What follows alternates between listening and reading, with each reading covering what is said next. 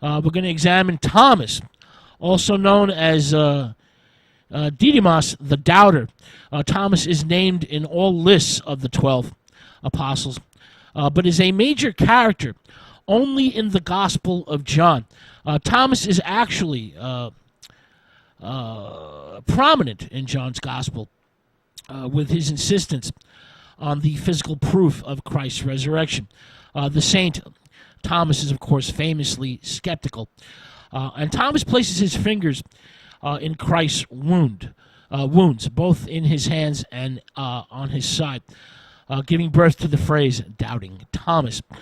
His name means twin in Aramaic. And in some Gnostic texts, some Coptic legends, Thomas is actually considered to be Christ's twin brother.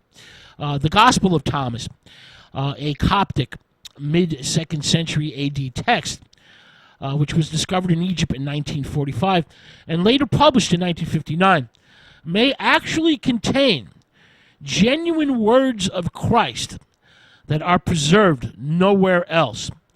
There are 134 secret sayings of Jesus in the Gospel of Thomas, secret sayings of Jesus to his disciples.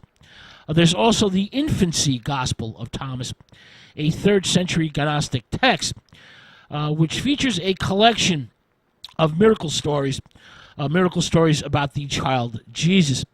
For example, the text actually features a teenage Jesus. The teenage Jesus resurrects a playmate who has been killed. He resurrects his playmate to solve the mystery of who or what caused the teenager's death. When the mystery is solved, Jesus returns his playmate to the land of the dead. In the Acts of St. Thomas, another 3rd century Gnostic text, this act of St. Thomas tells of the saint bringing the gospel to India.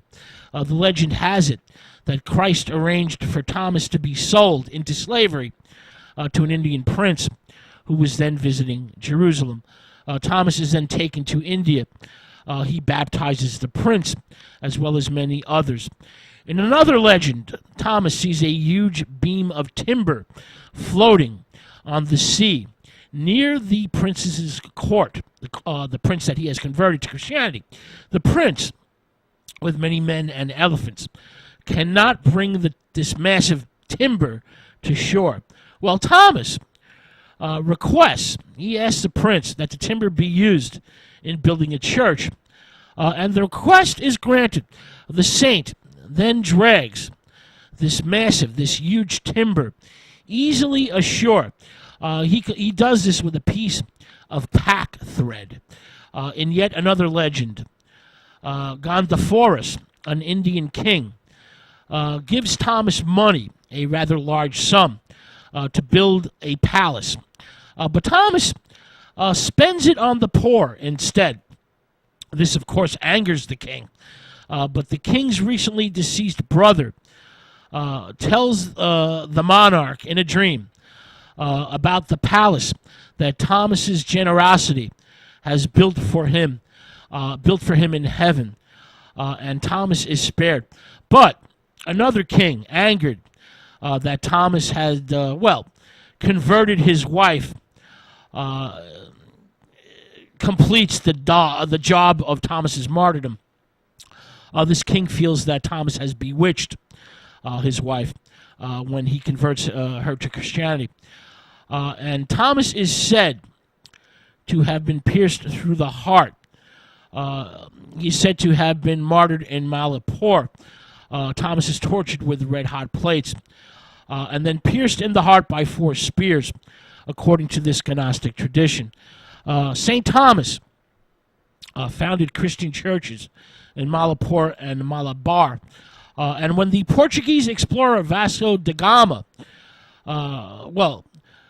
sails around the tip of Africa and reaches India in 1498, da Gama finds groups of Christians calling themselves the Children of Thomas.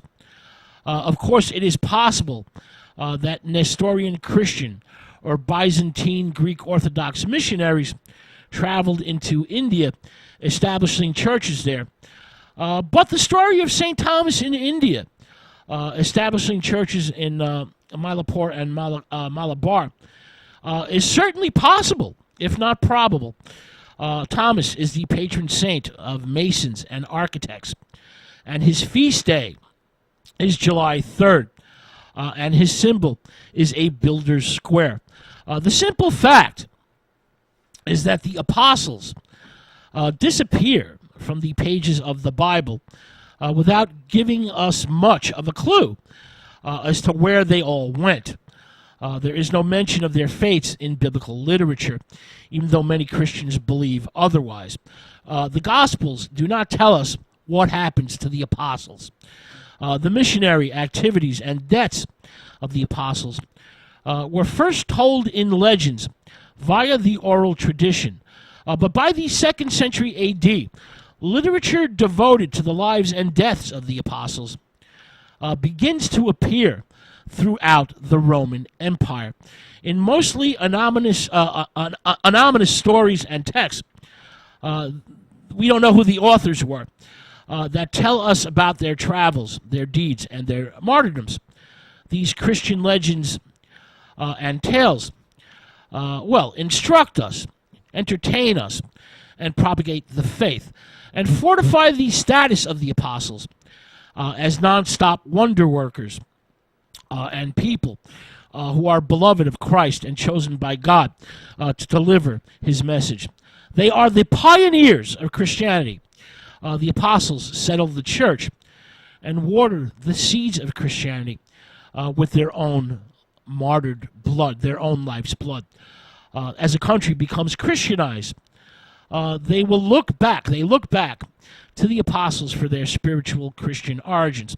The apostles act as spiritual fathers to a very diverse group of peoples.